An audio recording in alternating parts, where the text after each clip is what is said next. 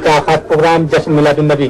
नाज़रीन, हमारे पास जश्न मिलादुन्नबी को लेकर हिंदुस्तान और हिंदुस्तान के बाहर से बहुत सारे सवाल आ रहे हैं और उन तमाम सवाल को हमारी कोशिश होगी कि हम शामिल करें और हमारे मौलाना सैयद शराफत अली नदवी साहब से गुजारिश करेंगे कि आपके सवालों का तसल्ली जवाब कुरान और सुन्नत की रोशनी में दिया जा सके। लेकिन नाज़रीन, इसके साथ साथ हमारे साथ बहुत सारी फरमाइशें जो है नाते पाक के लिए आ रही है। हम अपने नातख्वाह मौलाना वलीउल्लाह कुशीनगरी साहब से गुजारिश करेंगे कि खूबसूरत नाते पाक का नजराना पेश करें।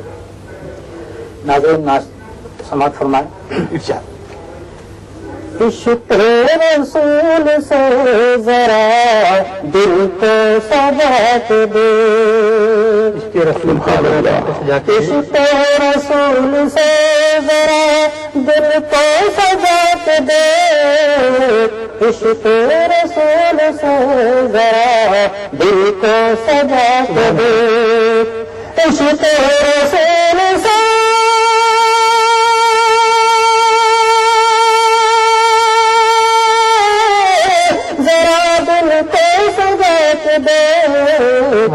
फिर चार सूत आँख से जलवे खुदा के, फिर चार सूत आँख से जलवे खुदा के दे। और शेर सुनिए। आ जाएगा जमाल नबी तेरी आँख में, आ जाएगा जमाल नबी तेरी आँख में, आ जाएगा जमाल नबी तेरी आँख में, आँखों में तन्हा के मदीना लगा दे, आँखों में तन्हा के मदीना लगा के दे। और शेर पीछे। हर सुनत देख रहे मते आलम की बरकतें, हर सुनत देख रहे मते आलम की बरकतें, हर सुनत देख रहे मते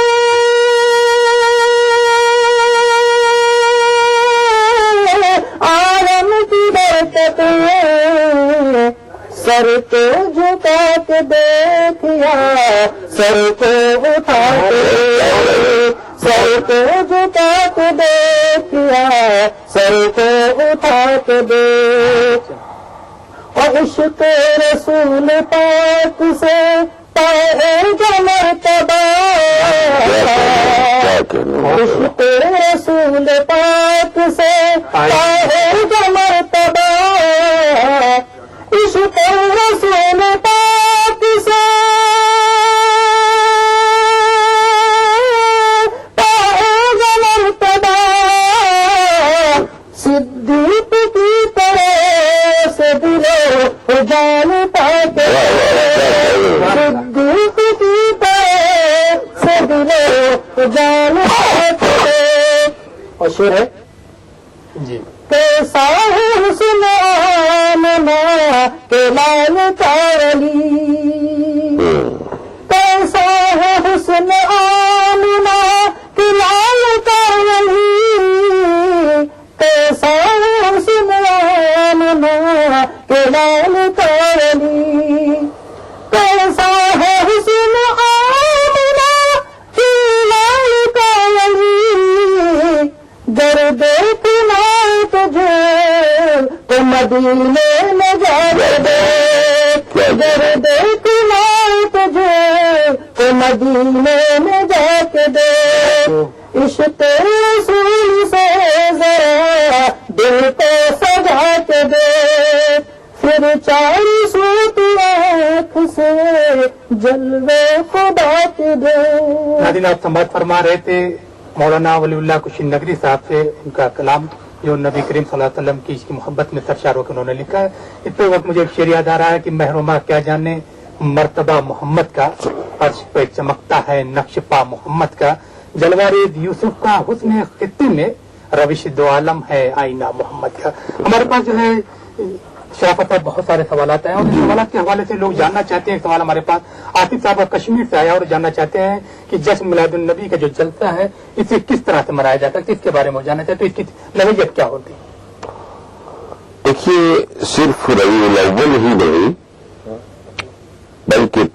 مہینے جو ہیں ہمارے لیے یہ ضروری ہے کہ اللہ رب العالمین کے ذکر و بیان کے ساتھ ساتھ نبی کریم صلی اللہ علیہ وسلم کا بھی ذکر و بیان کیا جائے، آپ کی مبارک زندگی کے احوال واقعات بیان کیے جائیں، آپ کی تعلیمات بیان کی جائے۔ اس سے اندازہ لگائیے کہ جب اذانوں میں اللہ کے نام کے ساتھ اللہ کے رسول صلی اللہ علیہ وسلم کو اس نگرانی ہے، نماز جیسی عبادت میں اللہ کی تسبیح اور تعظیم و تکبیر کے ساتھ حضور اکرم صلی اللہ علیہ وسلم پہ درود و سلام ہے، اس کو پیش نظر رکھتے ہوئے ہمیں سمجھنا چاہیے کہ رسول اللہ صلی اللہ علیہ وسلم کی تعلیمات کے بغیر، آپ کی سیرت کے بیان کے بغیر، آپ کے ارشادات کے بیان کے بغیر نہ صرف ہماری بلکہ پوری انسانیت کی زندگی بہتر نہیں ہو سکتی، اور اس کو ضروری ہے۔ جس طرح دین کے اور اجتماعات ہوتے ہیں، اور جلسے ہوتے ہیں، اور سیمینار اور کانفرنس ہوتے ہیں، ان تمام سے زیادہ ضروری یہ ہے کہ نبی کریم صلی اللہ علیہ وسلم کی مبارک زندگی کے حالات و واقعات، خاص طور سے آپ کے اخلاق اور کردار کے جو کرشمے ہیں، جو معجزے ہیں، وہ اس زمانے کی انسانیت کو بتائے جائیں، سکھائے جائیں، سنائے جائیں، تاکہ جو انسان کا اخلاق کا معیار گر رہا ہے اور ہر آدمی ایسا لگتا ہے جیسے کھینچے ہوئے تلوار ملے ہیں، اور جو غضب کا پیکر ہے، نبی کریم صلی اللہ علیہ وسلم کی رحم و کرم، آپ کی دریا دلی، آپ کا درگزر کرنا، آپ کا معاف کرنا، وہ یہ حضور اکرم صلی اللہ علیہ وسلم کو نمایاں پہلو ہے جن کو بتلانے کی ضرورت ہے، اور سیرت کے جلسوں کا یہی مقصد ہے۔ جس طرح سے آپ نے کہا کہ سیرت کے جلسوں کا یہی مقصد ہے کہ نبی کریم صلی اللہ علیہ وسلم کی جو حیات طیبہ ہے اس کو عام لوگوں تک پہنچایا جائے، اور وہ لوگ جو نبی کریم صلی اللہ علیہ وسلم کی تعلیمات سے واقف نہیں وہ بھی اس سے روشنات ہو سکے۔ اسی کے متعلق ایک سوال تنظیم سے فاطمہ طیبہ کا پیلی بھیت سے آئے، اور وہ جاننا چاہتے ہیں کہ نبی کریم صلی اللہ علیہ وسلم کا جو کردار ہے وہ پوری دنیا کے لیے ایک آئیڈیل ہے، اور وہ جاننا چاہتے ہیں کہ اگر دشمن سے ہے کوئی ہے تو اس سے وفا کس طرح سے کی جائے۔ نبی کریم صلی اللہ علیہ وسلم کو سوئے رسول ہمیں کیا سکھاتا ہے؟ نبی کریم صلی اللہ علیہ وسلم کی پوری زندگی آپ کے قول اور عمل میں تضاد نہیں تھا۔ یہ نہیں کہ آپ نصیحت کچھ کو اور کرتے ہوں، ارشاد کچھ اور فرماتے ہوں، اور خود آپ کا ذاتی عمل اس کے خلاف، ایسا نہیں تھا۔ اللہ کے رسول صلی اللہ علیہ وسلم جو فرماتے تھے اس پہ عمل بھی فرماتے تھے۔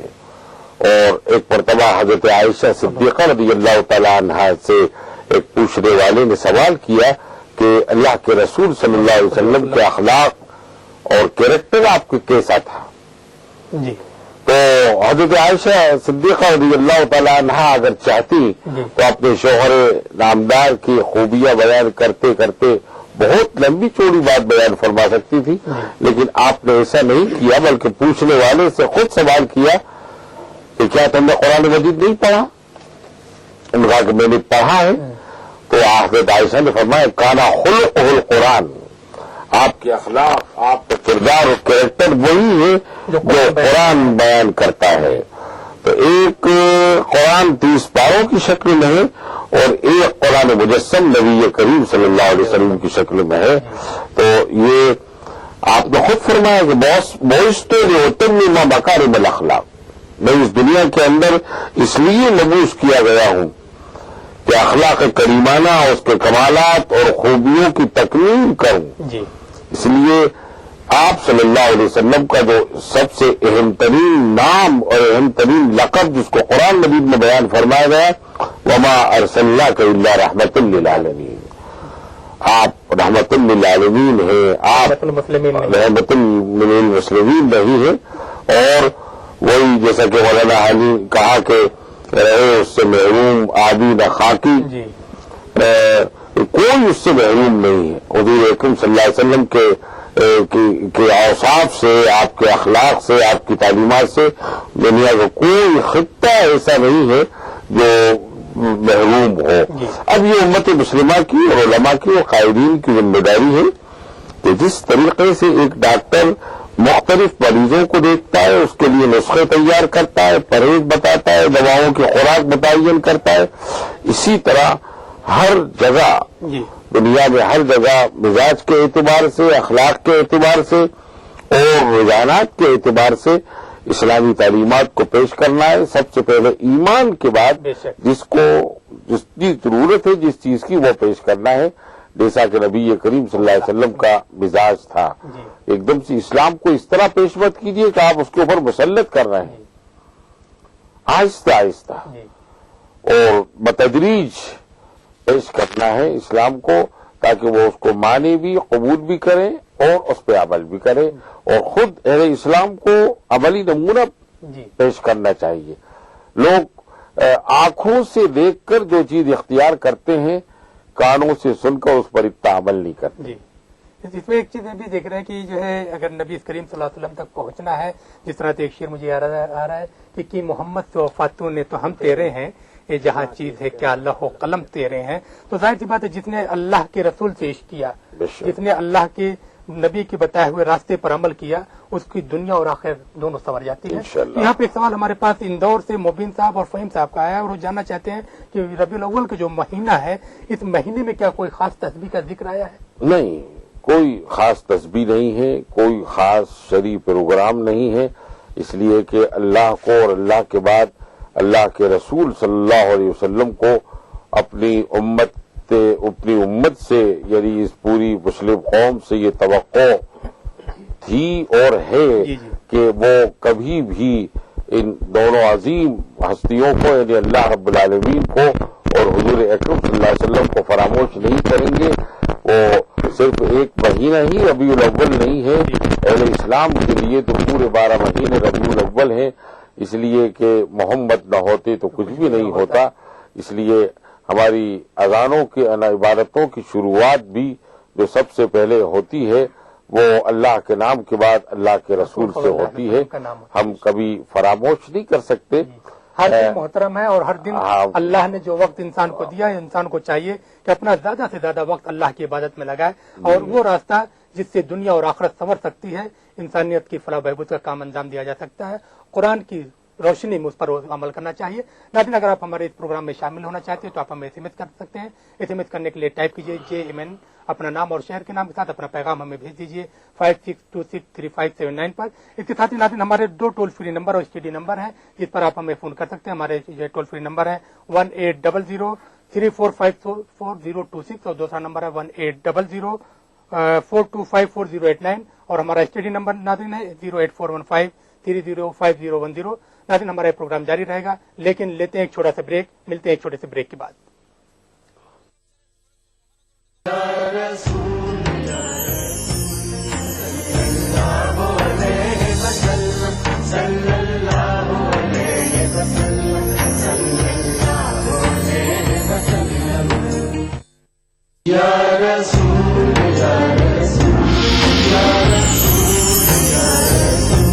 حضرت عبداللہ بن عمر رضی اللہ تعالیٰ عنہ کہتے ہیں کہ رسول اللہ صلی اللہ علیہ وسلم نے فرمایا، اسلام کی بنیاد 5 چیزوں پر ہے.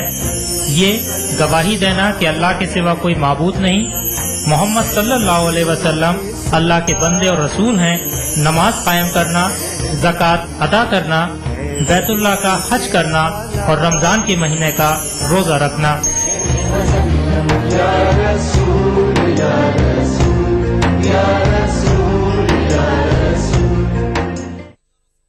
ادا کروں نماز مسجد احرام میں، ایسا دن آئے میرے اللہ یہ سعادت میرے حصے میں ایک دن آئے. ربنا آتنا في الدنيا حسنة وفي الآخرة حسنة وقنا عذاب النار. وصلى الله وسلم على عبده ورسوله نبينا محمد وآله وصحبه أجمعين والحمد لله رب العالمين. الحمد لله رب العالمين الرحمن الرحيم مالك يوم الدين إياك نعبد وإياك نستعين اهدنا الصراط المستقيم صراط الذين أنعمت عليهم غير المغضوب عليهم ولا الضالين. ETV اردو پر پہلی بار مسجد حرام مکہ مکرمہ سے خطبہ جمعہ اور نماز جمعہ کے روح پرور مناظر کا راست ٹیلی کاسٹ ہر جمعہ دوپہر 3 بجے صرف ETV اردو پر.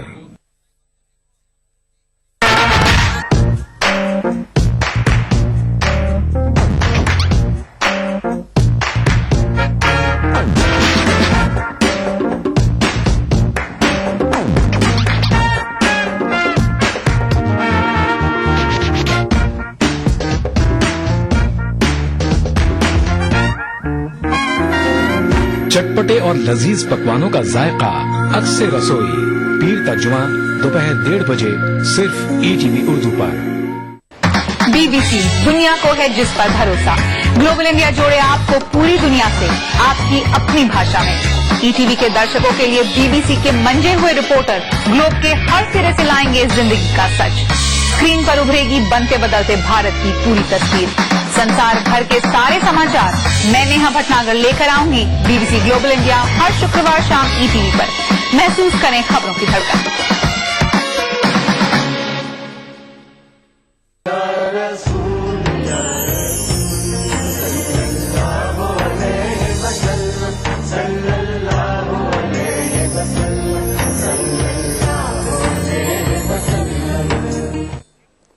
नाज़रीन, ब्रेक के बाद एक बार फिर आप सबका खैर मकदम और आप देख रहे हैं टीवी का खास प्रोग्राम जश्न मिलादुन नबी।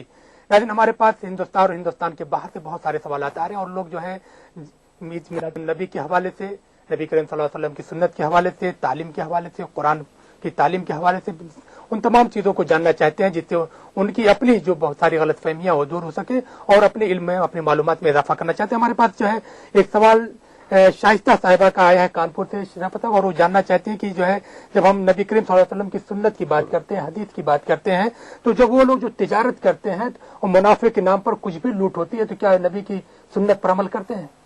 नहीं, बिल्कुल गलत है कि हम हुजूर अकरम सल्लल्लाहु अलैहि वसल्लम का नाम लेते हैं, आपकी इश्क मोहब्बत का दम भरते हैं, लेकिन हमें माल से मोहब्बत है और वो भी नाजायज तरीके से कमाने से। ऐसा नहीं है। कुरान मजीद में फरमाया गया जब तक़ूलून मा ला तफ़अलून, क्यों वो बात कहते हो जो तुम करते नहीं हो जी। और इस्लाम और नबी करीम सल्लल्लाहु अलैहि वसल्लम की मुबारक जिंदगी, आपका मुबारक पैगाम है सिर्फ मस्जिद की हाजिरी या पंज वक्त नमाज या जुमा और ईद की नमाज तक नहीं है, बल्कि इबादत वो भी है कि आप हलाल और हराम के फर्क को पहचाने, कमाना और खर्च करना, उसमें जो हुजूर सल्लल्लाहु अलैहि वसल्लम की तालीमात है उस पर अमल करें। आप क़यामत के दिन जो 4 सवाल किए जाएंगे, आप सल्लल्लाहु अलैहि वसल्लम ने फरमाया उसमें से एक तीसरा सवाल ये होगा कि तुम कहां से कमाते थे और कहां खर्च करते थे। ये मसला सिर्फ नहीं है कि हमने एक नमाज पढ़ ली, ये 5 नमाज पढ़ ली और हुजूर अकरम सल्लल्लाहु अलैहि वसल्लम पर दुरूद सलाम पढ़ लिया और हमारी जिम्मेदारी खत्म हो गई। नहीं, आपकी शरीयत के मुताबिक, आपके इरशादात के मुताबिक जिंदगी गुजारना पड़ेगी, तभी हमें नजात मिल सकती है और तभी हमारी आखिरत संवर सकती है। जो बहन ने सवाल किया है वो बिल्कुल सही है। हमें अपने माशरे के बारे में, अपने समाज के बारे में इस लाइन से सोचना चाहिए और जहां कहीं गलत आमदनी और सूद है, रिश्वत है, जुआ है, सट्टा है, इस तरह की चीजें हैं, वहां अपने बच्चों को और लोगों को समझाना चाहिए कि ये नबी करीम सल्लल्लाहु अलैहि वसल्लम की सुन्नत के, आपके इरशाद के खिलाफ है और हम इसके वबाल से बच नहीं सकेंगे। अल्लाह को नाराज करके या अल्लाह के रसूल सल्लल्लाहु अलैहि वसल्लम को नाराज करके हमारी दुनिया खुशहाल नहीं बन सकती। पैसे आ सकते हैं लेकिन पेट नहीं भरेगा, दवा आ सकती है लेकिन इलाज नहीं मिलेगा।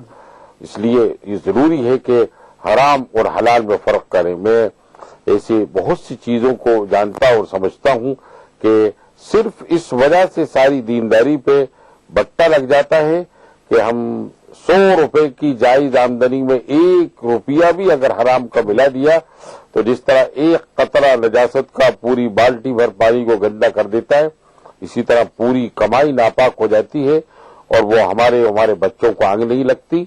और जिस तरह ग़िज़ा पेट में पहुंचती है, वैसे ही अमल, वैसे ही सोच, वैसे ही अखलाक के कैरेक्टर बनते हैं। बहुत बेहतरीन सवाल है, मुझे जाती तौर से खुशी हुई।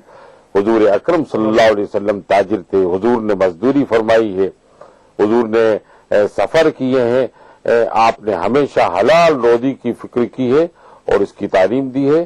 सारे मुसलमान बच्चों और बच्चियों को इस सिलसिले में हुजूर अकरम सल्लल्लाहु अलैहि वसल्लम के नमूने को सामने रखना चाहिए। जी, जिस तरह से आपने कहा कि नबी करीम सल्लल्लाहु अलैहि वसल्लम के नमूने को हमें सामने रखना चाहिए। हम यहाँ पे नाज़रीन जब हम देखते हैं कि दो इस्लामी तारीख को पढ़ते हैं और ये देखते हैं कि नबी करीम सल्लल्लाहु अलैहि वसल्लम की जब यहाँ पर بعثت ہوئی ہے، آپ صلی اللہ علیہ وسلم دنیا میں آئے ہیں، تو عرب میں جو زمانہ تھا جسے ہم دور جہالت کے نام سے جانتے ہیں، وہاں پر اس طرح جو ہے جہالت عام تھی کہ لوگ بچیوں کو پیدا ہونے کے بعد زندہ دفن کر دیا کرتے تھے۔ ہمارے پاس اس سے متعلق سوال حیدرآباد سے مریم اشرف صاحبہ کا آیا ہے۔ وہ اشرف صاحب وہ جاننا چاہتی ہیں کہ آج کل ایک زمانہ تو وہ تھا جسے ہم دور جہالیت کے نام سے جانتے ہیں، لیکن موجودہ وقت میں دوسری قوموں کی طرح مسلم گھرانوں میں بھی جو ہے رحم مادر میں بچوں کو الٹرا ساؤنڈ کروایا جاتا ہے اور بچیوں کو جو اس طرح سے مارنے کی کوشش کی جا رہی ہے، تو کیا ہم اسے اس طرح سے نبی کریم صلی اللہ علیہ وسلم کی جو سنت جو تعلیمات ہے اس سے انحراف نہیں کر رہے ہیں؟ بالکل، یہ تو بہت بڑا گناہ ہے۔ بچہ یا بچی ماں کی پیٹ میں اس کی معلومات کر کے ہم اپنی مرضی سے اسے دنیا میں آنے دیں یا نہیں آنے دیں، یہ سیدھا اللہ رب العالمین کی قدرت کو چیلنج ہے اور خدا کے مقابلے میں آنا ہے، اور اس کو کسی بھی طرح جائز نہیں قرار دیا جا سکتا۔ اور اس سے بہت فتنے پیدا ہو رہے ہیں اور انسانیت پر ظلم ہو رہا ہے۔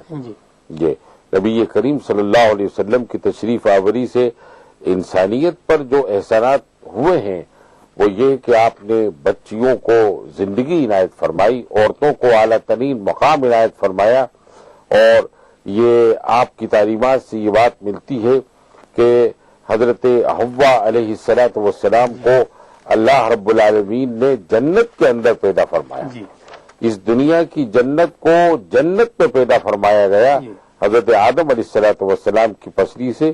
اس سے اندازہ لگایا جا سکتا ہے کہ کتنی احترام والی شخصیت ہے ہمارے ہاں عورت۔ اور اب اگر ہم مغربی تہذیب اور تمدن کے چکر میں آ کر یا اپنے نفس کے چکر میں آ کر ان بچیوں کے دشمن بن جائیں اور ان بچوں کے ہتھیارے بن جائیں تو خدا ہمیں معاف نہیں کرے گا اور ہماری کوئی خیر نہیں ہوگی۔ نبی کریم صلی اللہ علیہ وسلم نے بہت بڑا گناہ بتلایا ہے۔ کسی بھی بچی کو کسی بھی طرح اس کو مارنا، اس کو ختم کرنا، اس کو قتل کرنا، بلکہ آپ نے بشارت دی ہے کہ اگر کسی کی 2 بچیاں ہوں اور وہ ان کی تعلیم تہذیب ان کو سکھائے، ادب سکھائے، جوان ہو، ان کی شادی کر دے تو اس کے لیے جنت ہے۔ ایک صحابی نے کہا اللہ کے رسول اگر کسی کی ایک ہی بچی ہو تو آپ نے فرمایا اس کے لیے بھی جنت ہے۔ یعنی جو اس کائنات کا جو نور ہے اور ہر گھر کا نور ہے عورت اور بچی، نبی کریم صلی اللہ علیہ وسلم نے اس کو بڑا اعزاز بخشا ہے، اور اس کی خدمت سے ہر انسان جو ہے اپنی دنیا بھی بنا سکتا ہے اور انشاءاللہ اپنی آخرت بھی بنا سکتا ہے۔ ہم یہ بھی دیکھتے ہیں کہ قرآن کی تعلیم، نبی کریم صلی اللہ علیہ وسلم کی تعلیم اور اس پوری اسلام کی تعلیم کو دیکھیں تو عورت اور مرد میں کہیں پر فرق نہیں کیا گیا ہے، کہیں تفریق اس طرح سے نہیں کیے گئے، کہیں کسی کو امتیاز کی بات کریں تو یہ بھی نہیں ہے۔ تقوی کی بنیاد پر لوگوں میں فرق ضرور ہے، جس نے تقوی اختیار کیا اس کا مرتبہ اتنا ہی بلند ہے، لیکن اس طرح کوئی دوسرے فرق نہیں ملتے۔ لیکن یہاں پہ ایک سوال ہمارے پاس جو ہے ایک عبید اعظم صاحب کا ممبئی سے، اور وہی سوال انصار صاحب کا اور مشاہد صاحب کا بھوپال سے ہے، اور یہ جاننا چاہتے ہیں کہ ہم لوگ ایک سیکولر ملک میں رہتے ہیں اور سیکولر ملک کی جو اپنی ضروریات ہوتی ہیں سوسائٹی کو ساتھ مل کر چلنا ہوتا ہے، اور یہاں پر عبادت گاہوں کی تعمیر میں بھی ایک دوسروں سے تعاون لیا جاتا ہے، تو جاننا چاہتے ہیں کیا مسجد کی تعمیر میں غیر مسلم لوگوں سے بھی تعاون لیا جا سکتا ہے؟ قرآن مجید کی آیات کی روشنی میں تو یہ بات بتائی گئی ہے کہ چونکہ مسجد اہل اسلام کا عبادت خانہ ہے، اس کو بنانا، اس کو آباد کرنا جائز کمائی سے اور جائز پیسے سے ہونا چاہیے۔ خود مسلمانوں میں سے بھی ان کی آمدنی، ان کے پیسے نہیں لیے جاتے مسجد کی تعمیر میں، جن کی آمدنی مشکوک ہے اور اس کی بڑی احتیاط برتی جاتی ہے۔ میں اس ذیل میں یہ بات بتاؤں گا، جیسا کہ ابھی اس گفتگو سے پہلے میں نے عرض کیا تھا کہ نبی کریم صلی اللہ علیہ وسلم کی بعثت مبارکہ سے پہلے جب مکے کے اندر زبردست بارش ہوئی اور کعبے کی عمارت منہدم ہو گئی، شہید ہو گئی، تو اس وقت اہل مکہ نے اس کو دوبارہ بنانے کا جب ارادہ فرمایا تو یہ طے کیا کہ ہم صرف اپنی جائز آمدنی سے اس کی تعمیر کریں گے۔ ابھی نبی کریم صلی اللہ علیہ وسلم نبوت سے سرفراز نہیں فرمائے گئے، ابھی نبوت کا اعلان نہیں، جی ہاں، لیکن اللہ کا گھر بنانا تھا تو ان بدعقیدہ لوگوں نے بھی اس احتیاط سے کام لیا کہ ہماری ناجائز آمدنی اس میں نہیں لگے گی، اور جتنا ان کا چندہ اکٹھا ہوا تھا جائز آمدنی کا، انہوں نے کعبے کی تعمیر کر دی، وہ پیسہ ختم ہو گیا تو کچھ حصہ باقی رہ گیا جو آج تک باقی ہے، جس کو حتیم کہتے ہیں، اور وہ شامل نہیں کیا جا سکا۔ نبی کریم صلی اللہ علیہ وسلم نے ایک مرتبہ حضرت عائشہ سے فرمایا تھا کہ تمہاری قوم ابھی ابھی دائرہ اسلام کے اندر آئی ہے، انہوں نے ابھی ابھی میری دعوت کو قبول کیا ہے، ان کی دل شکنی ہوتی، ورنہ میرا ارادہ تھا کہ یہ کعبے کا جو باقی ماندہ حصہ ہے اس میں شامل کر لیتا۔ اللہ کے رسول نے اس کو نہیں کیا، خلفائے راشدین نے نہیں کیا، اور آج تک وہ حتیم ویسا ہی موجود ہے، جو اس بات کی علامت ہے کہ مساجد کی تعمیر میں حلال اور جائز پیسہ صرف ہو۔ اب اس سلسلے میں سوال کرنے والے آسانی سے سمجھ سکتے ہیں کہ ہر آمدنی کا تعلق عقیدے کی صحت سے ہے، اور اس کی روشنی میں ہمیں عمل کرنا چاہیے۔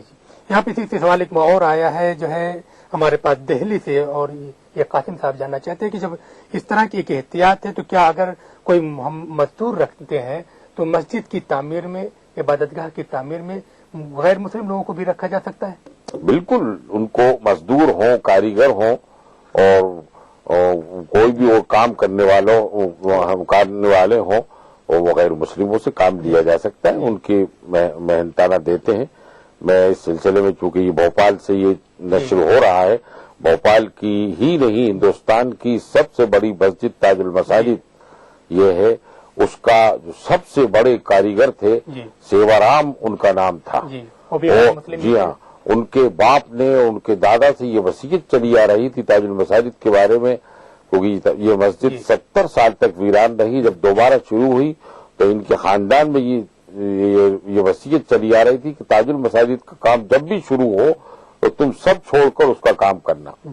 سن 1971 میں جب اس کی تعمیری جدید شروع ہوئی تو وہ سیوارام بھوپال کے بہت بڑے ٹھیکیدار بن چکے تھے، لیکن انہوں نے اپنے باپ دادا کی وصیت کا خیال کیا، تاج المساجد میں خدمت کی۔ جس طرح آپ نے تاج المسجد کا حوالہ دیا، ناظرین ہمارا جو ہے سلسلہ جاری رہے گا، ہم آپ کے بہت سارے سوالات ہمارے پاس آ رہے ہیں، ہم ان تمام سوالوں کا جواب اس میں آپ کو شامل کریں گے، لیکن اس وقت ہو چلا ہے ایک چھوٹے سے بریک کا، ملتے ہیں ایک چھوٹے سے بریک کے بعد۔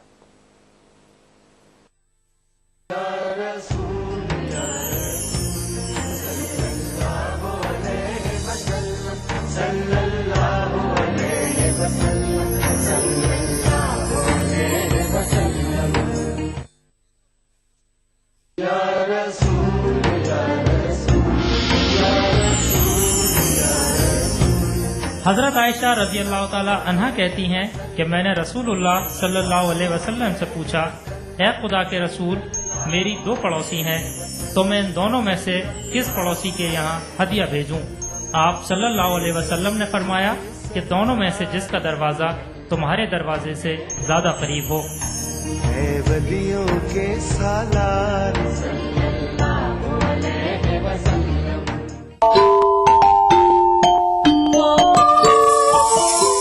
اسلام فار کڈز یعنی اسلام بچوں کے لیے، اس پروگرام میں قرآن اور حدیث کے قصے اور واقعات، حضرت محمد صلی اللہ علیہ وسلم اور صحابہ کی زندگی کے حالات اور اسلامی تعلیمات کے اہم واقعات پیش کیے جائیں گے۔ اس میں ہمارے لیے سبق ہے، گائیڈنس ہے اور رہنمائی کا سامان ہے۔ اسی کے ساتھ ساتھ اسلامی تعلیمات کی وہ باتیں بھی ہم آپ کے سامنے رکھیں گے جس میں مورل ویلیوز سکھائی گئی ہیں، تاکہ ہم اپنے اندر اعلیٰ کیریکٹر، اعلیٰ اخلاق پیدا کر سکیں اور دنیا اور آخرت میں کامیابی حاصل کر سکیں۔ اسلام فار کڈز ہر اتوار صبح 9 بجے صرف ETV اردو پر۔ جسم پر مٹی ملیں گے پاک ہو جائیں گے ہم، اے زمین ایک دن تیری خوراک ہو جائیں گے۔